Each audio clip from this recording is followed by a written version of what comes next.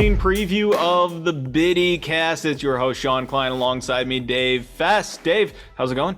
It's going pretty well. An exciting week here for the Biddy Bum Bums League here. Not a whole lot of change really when it came to the seeds this in the playoffs, but a lot can still be determined. There's a lot here. I think our 1 seed's locked up, but 2, 3, 4, 5, 6 locked. Yeah, disappointing week though in the NFL. Like if you're a Bills fan. Oh yeah, I mean that was just not to get too far into this, but I don't understand how you know exactly what play they're going to run 40-something times and you still can't stop them to run. But so let's get to the more enjoyable fantasy football. That's something. Here are your scores from last week. We're going to dive right into them. First game up. I'm Doom versus the Muppets, 123. Anton puts up 123.5 points against the Muppets, 102. Dave, break it down. Yeah, I mean, Muppets just didn't show up, you know? I mean, you had a good showing from your boy Justin Herbert, but nobody else showed up. Was that 1.75 points from Tyrod? Woof. Good thing you got this out of the way now and not in the playoffs. Buffalo Angela gets the win, 187 points, and Double D's gotta be hurting after that, after putting up 173. Two big scores, but one's gotta be a winner. And not the highest score of this week was not even in this game. Crazy. But yeah, I mean, big game for Angela. We talked about how she needed a big win, and she went out and she got one. 1, 2, 3, 4, 5 players scoring above 20 points for Angela. Big day. Itty bitty tight end by committee coming up with a big win over Not My Ear Bitches, who unsurprisingly, if it's not his year, isn't going to show up. Yeah, I think this has to be the lowest score for a team ever in the Biddy League. I mean, 63.6 points. You got 6 tenths of a point from Mr. Mac Jones. I think his name is Michael McCorkle Jones. And I mean, Jonathan Taylor, no surprises, right? Was on points, but that's it. He'll be on a bye this week. Yep. Killer Tomatoes get killed once again by the UK Bills, 142 to 125. 125, good output. If you're Rob's team, you gotta be happy with the points scored, but if you can get a W, it doesn't matter at the end of the day. But yeah, UK Bills came up with a big win when they needed it the most. 1 seed going into the final week of the season. And then the final game, Knob Slobbers 127 to Beckham's 115. Yeah, I was a little bit nervous here going into the Monday night game here. You know, I think Chris was down by 13 points or something like that, and needed the Bills defense to come up big. They did not. Spoiler alert. They gave up like 275 rushing yards. And Chris just couldn't pull away late and gets the L. I get the W, and I will take that all day long. Taking a look at, this is actually last week's playoff picture because I want to show the difference. So UK Bills were in the number 1 spot. You were in number 2. That's not changing. But everything in between kind of, little flip-flop here. Yeah. So I'll show it to you again. When can you miss it? It's like going to the eye doctors. Better now or now? So yeah, you look at the updated thing here. It looks like the only things that were those 2 wild card matches, or whatever you want to call this, 2 first-round matches, just the teams flipped each other, right? Same matchups, I believe, right? If you want to flip back to last week, it's just the seeding is just swapped. So a lot can be determined here. Me and you were talking off camera. I think UK Bills probably has that number 1 seed secured. No one's catching them in points. But me with me number 2, even though since me and Double D are playing each other, Angela probably does not have a chance to squeak into the top 3, into the top 3, or into the second spot. Sorry, because of points scored, and I did beat Angela. I mean, it doesn't matter, but Double D. The seeding's going to be decided this week, not only because it's the last week of the year, but because so many things can happen. I mean, UK Bills lose, they can suddenly be out of a bye. Well, I don't think so. And same thing as the Knob Slobbers. Well, I don't think they would. I mean, I don't think they would lose either of these two. I could certainly lose a bye. There's no doubt about that. If Double D beats me by more than 40 points or whatever the amount is, UK Bills, no one's catching him with points scored. Yeah. No one's catching him. That's a good point. He's got that one seed. He's got that one seed secure. Well, but 2, 3, 4, 5, he's 6, got a bye secure because he could technically lose. You could technically win. Sure. And yes, okay. and you would flip flop spots. Yeah. So yeah, he got the bye secured. And then it's 2, 3, 4, 5, 6. I would think that I would hope that my bye is relatively secure, but I mean, losing by 40 points, as we've seen in this league, isn't anything that's crazy or unheard of to happen, right? Especially we got late in the seasons, we got a couple teams on byes this week, and then some injuries that have popped up as of late. So a lot can change. Double D's been putting up points. I mean, he's right there. He's right behind me, 40 points behind me. So a lot can happen. Be excited to see how these change. So yeah, the points for do matter. You're not catching up to UK Bills. No. And yeah, like you said, Double D's right behind you by 40 points. And then that's about it though. So I think the 1, 2, and 3 spots are basically secured by you 3. Right. Yeah, it just matters where I mean, maybe Angela can sneak into that 3 spot, but she gotta have a big game, and Double D has to fall apart here. He's got to lose. She's got to win. That's why they play the game, right? This is, we'll see what happens here. I'm looking forward to this. Double D, I know you watch this every week. You're our longtime favorite listener and favorite watcher. So if you want to make a bet, if it's not me, I hope Double D wins. I think he deserves it. Well, then maybe you should change who you pick in this. In our pick 'em later on here. But let's take a look at the rankings. Nothing's changed from last week. If you guys remember from last week, we can just scroll right through it. Nothing's changed here. Killer Tomato's still at the bottom. Itty Bitty Committee. Anton's name. Same thing. And then you get to Buffalo Angela, and this is where things get a little bit exciting. A little bit of flip-flop down here at the 4 and 5 spot. Muppets moved up to 4 last week. Now they're down to 5, and they flip-flopped with Bend it like Beckham again. Yeah, loss will do that to you. I mean, Chris lost as well, but Chris scored more points than you and his loss. So 4 or 5 fluctuates. I mean, it's really a flip of a penny at that point in time. But you go in the top 3, no big change here. Double D, myself, Knob Sloppers, and where he's been the last 5, 6, maybe longer weeks, UK Bills. That's going to be a tough team to beat, UK Bills. Don't want to play them. All right, getting this week's picks. I didn't update these numbers. Shoot. But what was it? I think it's 39 to 3. I have a 6-game lead. 39 to 33? 33, yeah. Yeah. Okay. Something like that. All right. So I need to get everything right, and you need to get everything wrong, which is why we made a deal last week. For a tie. By the way. Which is why we made a deal last week that you said you would bet against every team that I take. Sure, yeah. Why not? Fuck it. I don't have a whole lot of space left on my tree for ornaments, so I guess I could lose one here. So this week I'm taking the Muppets. We've got Buck and Aikman this week. That face, it's amazing. Against the Biddy Committee.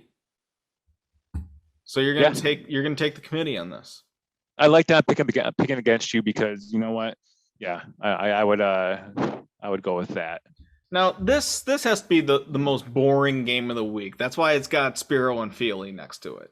Yeah, this has all the markings of. This is like a non-playoff game. This is like if we're watching. I call the Tomatoes the Jaguars all the time. This is like Jaguars Jets. Yes, exactly. I think both quarterbacks might actually be in these lineups. I don't know.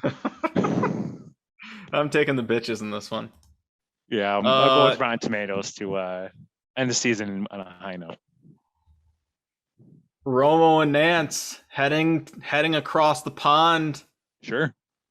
To the great United Kingdom where the UK Bills play, and they're going to be playing against Bend It Like Beckham this week. I'm taking Beckham though. I think this is my surprise. Okay. This is my surprise this week. He had a bad week last week. It's a rebound week, and same thing for UK Bills. He had a good week. Jonathan Taylor on a bye though. That's gonna be tough for Chris to fill that void. I'm just throwing darts, man. Double D Knob Slobbers. Here's Alan Chris Sunday Night Football. Second week in a row, the Knob Sloppers get a prime time game. Can they show up again? Sean says this is going to determine a bye position. potentially. Yes. Well, yeah. I mean, the outcome will. The outcome will either I retain it or Double D puts up a big game and steals it from me. What do you think is going to happen in this game, Sean? You know what? I think you're gonna win. Thank you. I think you're gonna win, and plus, I want to make you bet against yourself. So like Pete Rose. Maybe that's fine. That's fine. I like it. yeah, I could throw my lineup just so that I do lose and you lose this, but I'm not gonna do that. Ian Eagle and Charles Davis gonna be calling Buffalo Angela and Anton's. This is gonna be yeah. I mean, I have to pick Anton there because I promised I'd pick a go against you, but I think Angela's going to win this one. And I think Anton is going to have his worst loss of the season. Wow. Worst loss of the season. Big words. Players to watch. Who you got? Yeah. Gardner Minshew. Look at him coming in there for relief of an injured Jalen Hurts, and he had a pretty good game there. So if you don't have Gardner Minshew yet, go snag him up if you need a quarterback. Angela's got him. There you go. Perfect segue into the players to watch. Talking about how Angela's going to mop up the floor with Anton here. Gardner Minshew, he's going to revitalize his career here. It'll be great. Can't wait. Love it. You know, I don't know what really happened to his career to begin with, because I never thought he was a terrible quarterback. No, I mean the Jags were clearly they were trying to get Trevor Lawrence. He didn't play terribly. He didn't play great. Yeah, but look at the team around him. Sure. A team that I would love to play for, though, would be the Chargers, which is weird to say because they're sitting at 6-5 now, I think, right? Something like that. That would be at 500, but that sounds about right. Yeah, they're just about 500. But look at all the talent they have on that team between Justin Herbert, Austin Eckler, the entire offensive line, Mike Williams, Keenan Allen, Jared Cook. It keeps going. That team is built to be successful. If I'm heading into the NFL playoffs, I'm more scared of the Chargers than I am the Chiefs. I could get that. I mean, the problem with the Chargers you have is both. I think Keenan Allen is hurt or he has COVID, but yeah, he's got Mike COVID Williams right now. So Mike Williams now today, a couple of hours ago, he was put on the COVID list. So they don't play Sunday until 4:00. A lot of time from now until then. I will say that it's been a trend that if you get put on the COVID list, not a lot of players test out and can play, the following game. So they're, we're 4 days out from their game. Are they going to play? Who knows? And if they don't, how are the Chargers going to do? Eckler's going to have himself a game. Eckler, that's another thing. Like I think I don't know who has Eckler in our league. It might be me. It's me. Eckler is this guy can benefit from a fantasy standpoint in a big way with having these guys out. So yeah, I mean, if this team can stay healthy and Justin Herbert can just stay consistent, I mean, this team is tough to beat, right? I thought this team would be before the season started with a group of other friends, we predicted how the divisions would shake out and the AFC Championship. I had Bills Chargers in the AFC Championship. Now, certainly looking hindsight 2020, doesn't look so good. A lot can change, but I was definitely high on the Chargers too. They have the talent.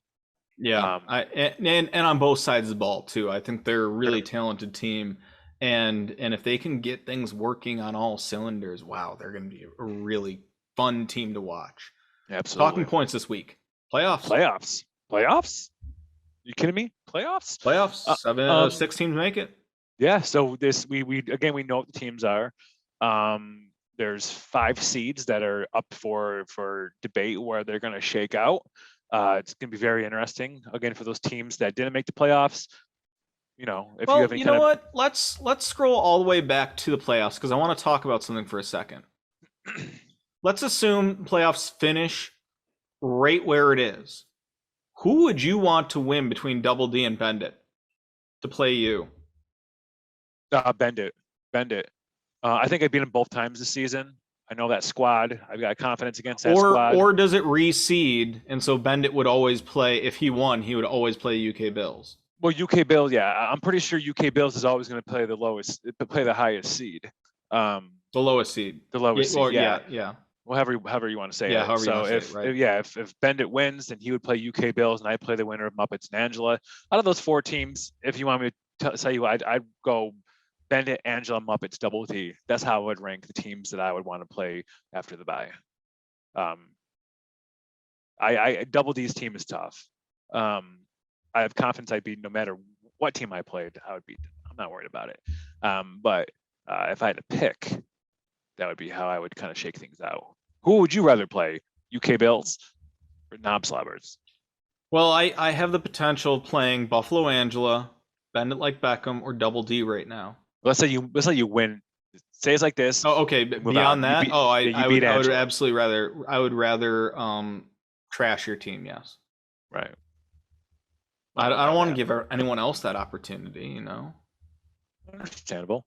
And one more thing I just want to bring up real quick before we get to kind of our talking points, even though playoffs are on there. Of course, this week, do what you got to do for your roster, for your lineups. I know there's a bunch of things, maybe points, maybe player totals that you are trying to achieve with any side bets. But after this week, if you're not in the winner's bracket, just do the right thing. Don't make any pickups. Let that be for the teams that are actually in the playoffs.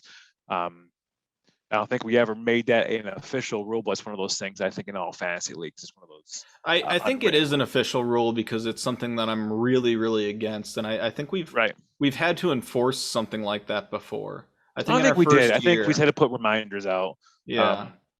I mean, it's different if it's like, if you are Sunday morning, somebody is out and you need to go pick up a player. That's 100% different, right? But when it comes down to making the bidding for players and bidding all the money you have because you have more money and somebody else doesn't, and you're not in the playoffs, that kind of thing is sketchy. So well, even picking up players, like if it's Sunday night and I'm just going to throw out Delvin Cook as an example because he's an easy example, and I've got Delvin Cook and someone else just picked up Madison off waivers on Saturday. I'm pissed about that.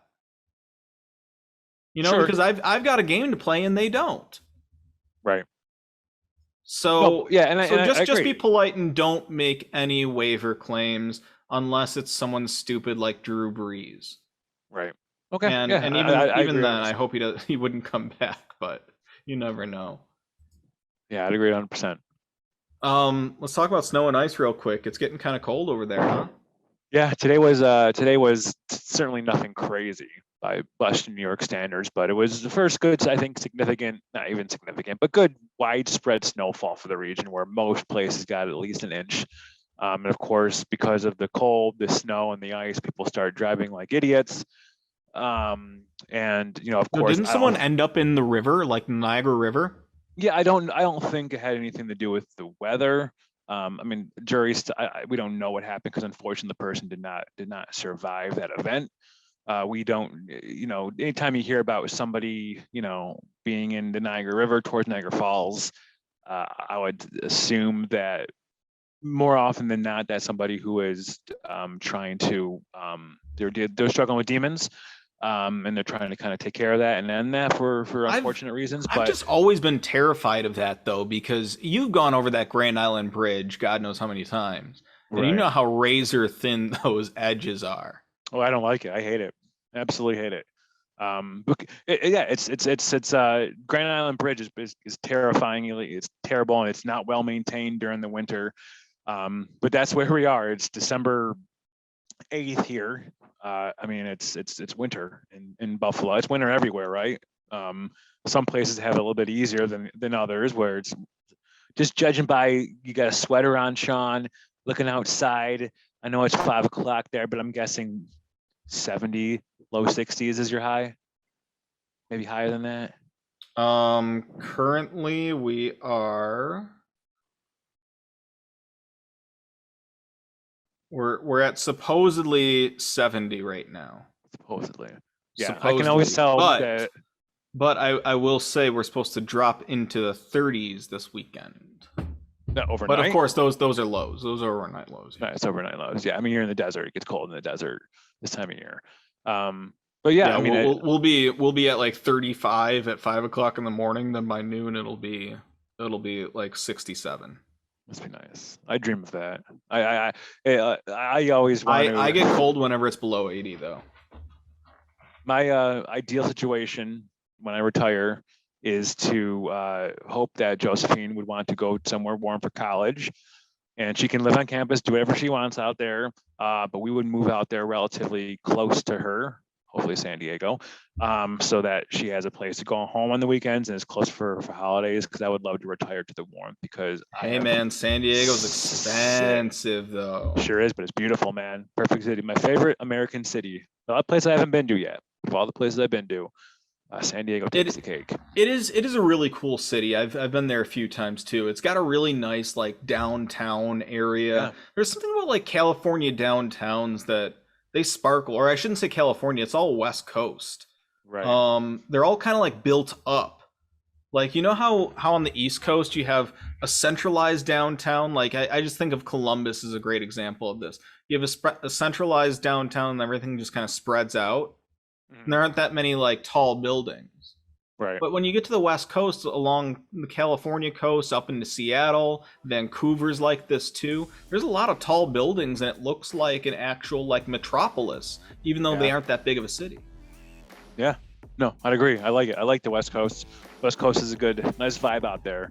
No matter where, even if you're in the Pacific Northwest, they still have, even though it's cold and it snows up there, it's still got a good vibe up there that I can get behind. But right. Yeah. Well, hey, you're always welcome in Arizona.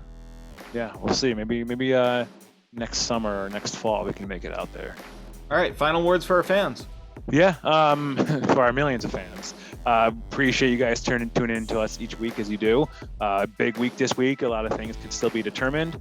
For the teams that are fighting for their playoff spots and their seeds, good luck.